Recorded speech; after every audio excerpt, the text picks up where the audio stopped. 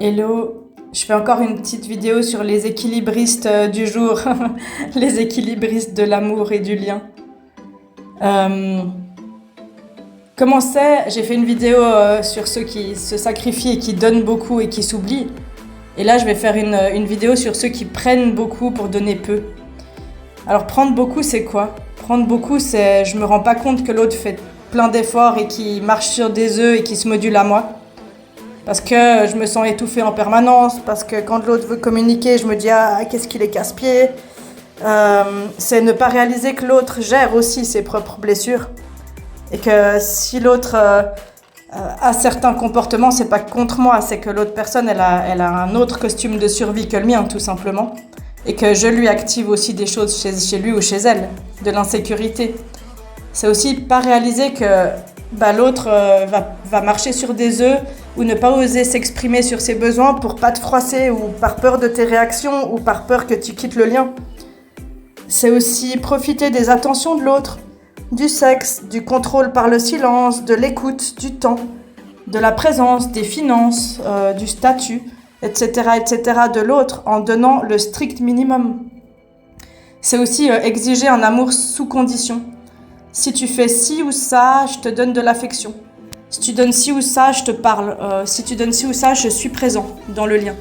Donc c'est un contrôle monumental. Recevoir et ne pas donner, c'est aussi dire à l'autre, non mais si tu donnes tout ça, c'est ton problème, moi j'ai pas d'attente. Non, en fait l'être humain, si on a des envies et des raisons d'être en lien, c'est qu'il y a des choses qui nous nourrissent dans le lien, point. L'amour inconditionnel entre êtres humains, il n'existe pas. On peut y tendre, hein, mais pour ça, il faut en parler et être les deux raccords. Voilà, et se visiter. Recevoir beaucoup, s'en donner beaucoup, c'est aussi regarder l'autre tout le temps avec des lunettes négatives et lui dire en permanence tout ce qu'il ou elle fait de mal et jamais vraiment ce qu'il ou elle fait de bien, ou a de bien, ou est de bien. C'est de recevoir des câlins, de la tendresse, des massages, de la sexualité, et ne rien offrir ou très peu en retour de manière spontanée. De manière spontanée, ça veut dire inconditionnelle, ça veut dire que je vais offrir ça aussi quand l'autre ne vient pas me chercher, quand l'autre ne me donne rien. C'est aussi ne pas entretenir la relation dans le temps et laisser l'autre tout faire pour connecter.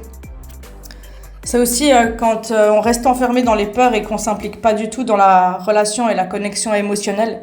On partage jamais ce qu'on ressent ou ce qu'on vit dedans. C'est aussi quand tu regardes l'autre qui arrange en permanence son agenda pour toi, puis tu trouves ça normal, etc. Enfin, t'as compris l'idée. Et du coup, si toi, t'as un ou une partenaire comme ça, qui ressemble, demande-toi pourquoi tu donnes autant. Est-ce que c'est par promesse, par rêve d'avenir, par vision du potentiel en commun? Mais qu'en est-il de la réalité, là, tout de suite? Est-ce que c'est par empathie, par surempathie, parce que tu donnes des excuses aux blessures de l'autre?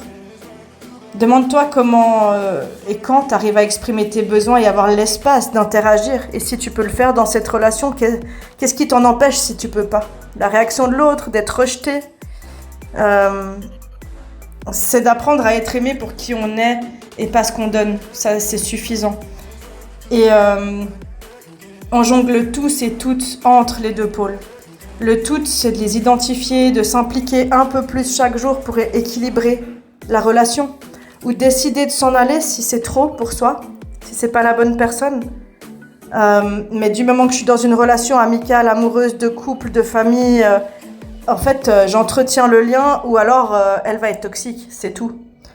Voilà, tout simplement. Et si vous faites partie des personnes qui recevaient beaucoup et qui donnaient peu, peut-être juste nommez-le à l'autre.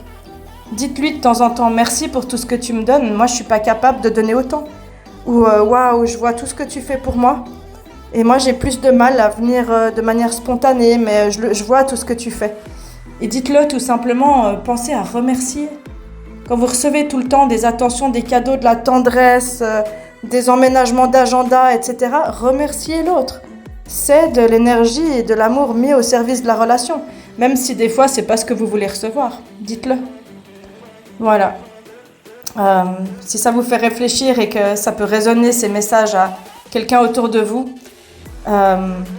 initier le mouvement du changement et n'hésitez pas à le partager. Voilà, moi je vous dis merci pour votre écoute, d'être sur cette chaîne, de la soutenir et à tout bientôt. Merci de prendre soin de vous.